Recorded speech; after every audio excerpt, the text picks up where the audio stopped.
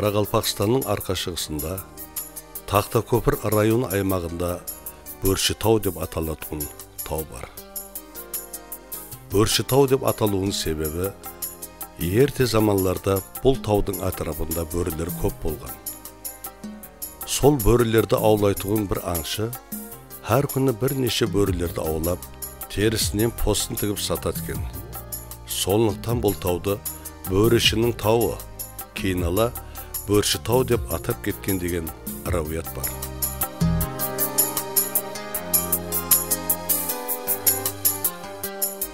Сол Бөрші таудың етегінде Пөткіл елге даңқ тараған Қаратерең деген көл бар.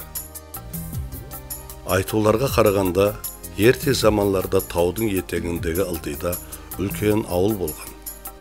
Ол заманлары аралға Қызылқұмды қақ жарып, Әмудария, Сырдария һәм жаңа дариялар құйып тұрған. Бір күндері бұрқып ағып тұрған жаңа дария аңғарын өзгертіп Бөрші тауға қарай аққан. Һәм таудың етегіндегі ауылды су басып, үлкен терең көлге айланған деседі. Таудан асырылып аққан дарияның аңғарлары һәм сол уақыттағы көлдің суы, таудың қай жерден шекем келген іздері әзірге шекем сақланып қалған.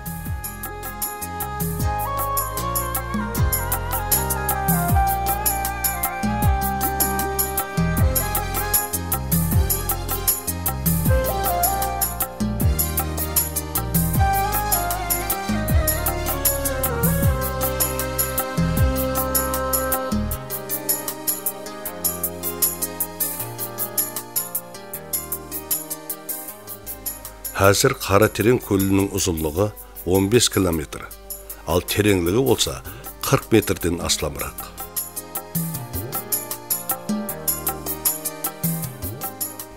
Өткен әсірдің 70-ші жылдарының екінші ярымына шекем, көлдің құбыла батыс атырабында отырықшы қалып бар еді.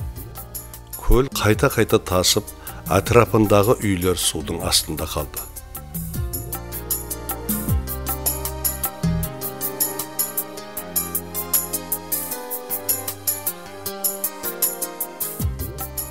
Қаратерең хақында халық арасында бірнеше әфсаналар бар. Жасы үлкен адамлардың айтуларына қарағанда, сол әфсаналардың біреуі мынандай. Ерте заманларда Қаратереңнің жағасына ылашықтай кішкене отауын құрып, Дәуқара деген адам жасаған екен.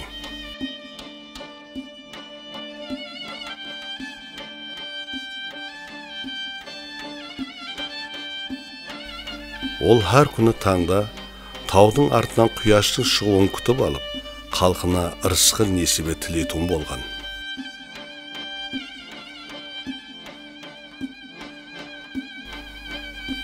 Ол көлдің балығын аулап адамларға үлестіріп, бір малы болмаса да, әр күні көл жағасындағы қамыстарды ораткен.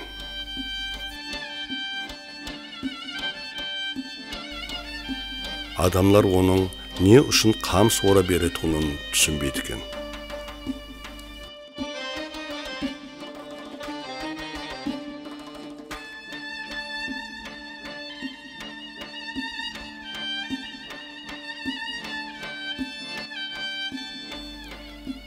Күндерден бір күні патша шикарда жүріп, Бөрші тауға келген жерде аттың жылауын тартып, «Уәзир, аттар да талықты, өздерімізде шаршады, дем алғандай 1% жер тап» дейді. Сонда уәзир, бұл атырапта анау көлдің жағасындағы ылашықтан басқа үй көрінбейді. Барып хабарлас көрейін деп, сол кішкене үйге келеді.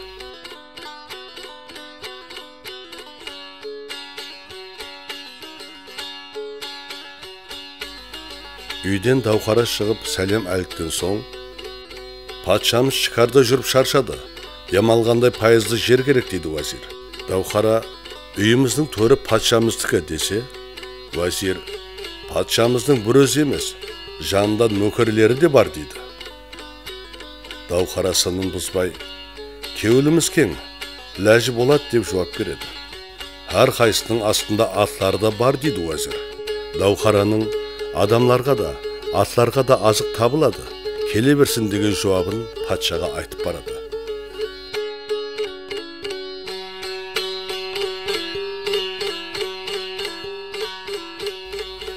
Сонда патша уәзирдің сөздерін естіп, демек бұл адамда бір карият бар. Барамыз депті де атқа қамшы ұртты.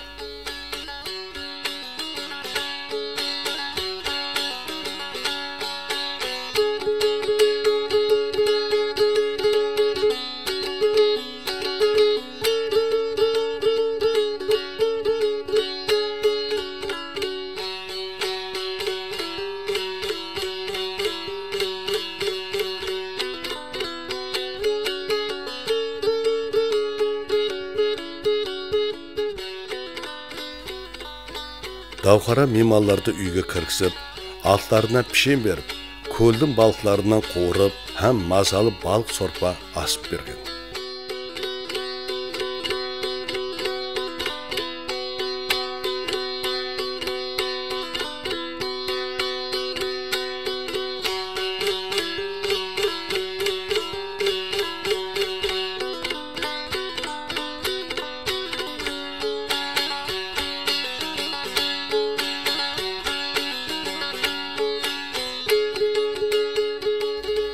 Қара тереңнің әжайып балықтарынан тайырланған тағамдарды жеп, көлдің таза хауасында дем алған патша, азанда өзін құстай жеңіл сезіп оянған. Даухараға миннеттар болған патша кетер алдында, көлдің балығы жүда мазалы, хауасы таза екен деп, жақсы дем алғанын, енді жолға түсетінін айтқан. Жүрсеңіз жолыңыз болсын патшақым деп бас етті Даухара. Сен патшаның миннеттаршылығына ие болдың. Менен еш нәрсе сорамадың ғой. Қане, не тілегің бар депті патша. Не сорайын үкімдарым? Маған тек мына көлдің балығын аулап, қамысын оруға ұрсат берсеңіз болғаны депті. Сонда патшаның малың көп пе деген сұрауына Даухара адалға бір ылағым да жоқ депті. Онда сонша қамысты ора беріп не қылсаң десе, малдың оты болса, малды Құдай берерді деген екен. Патша бұл жауапқа миық тартып, бүгіннен бастап қара терең көлі сенікі, бұл патшалық парман деп жолға рауана болды.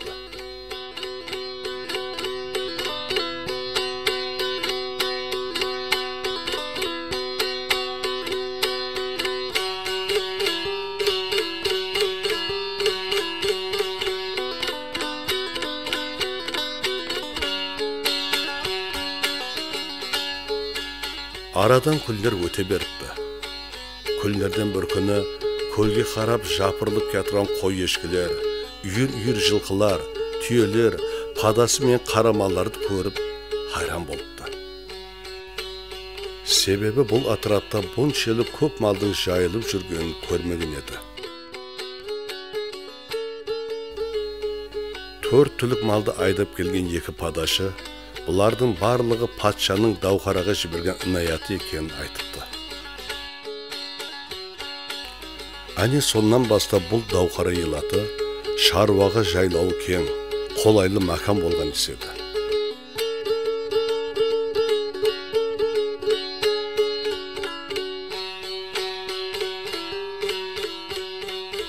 Жергілікті адамлар еш жерде қара тереңнің балығындай балық жоқ, мазасы өз алдына деп мақтасады. Бәлкім суының дұшшы болғанлығы себебінен шығар. Қара тереңнің балығын жеген адам қайтадан жеуді күсеп жүреді деген гәпті де жиі естісең. Өткен әсірлердегі ашлық жылдарында да көл жағалаған халық ашлық дегенді білмеген.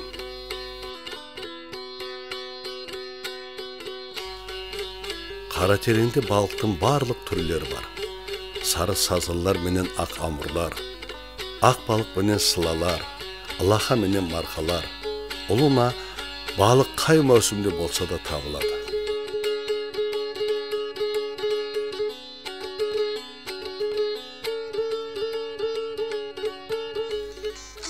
жылдардағы кем сұлық дәуірінде республикамыздағы көптеген көлдер суы тартылып құрып қалды. Бірақ сол уақытлары да қара тереңнен ауланған үлкен балықлар барлық валиятларға шекем барып тұрды.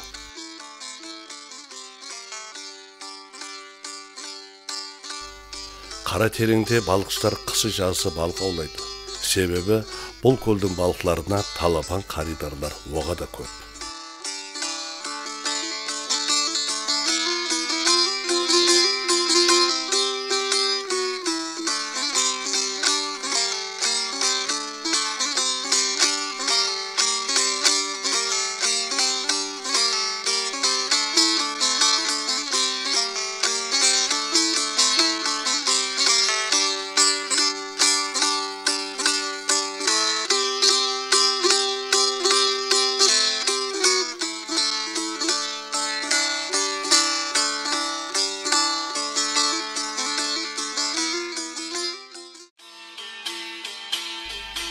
Аббас Хауазы қара терең ырғақлары атамасы менен өткөрүлөтүн республикалык этнографиялык фольклор фестивалы да Дауқара елатында су бойындағы пайызды жерде көтеріңгі рухта өткөрүлөтү.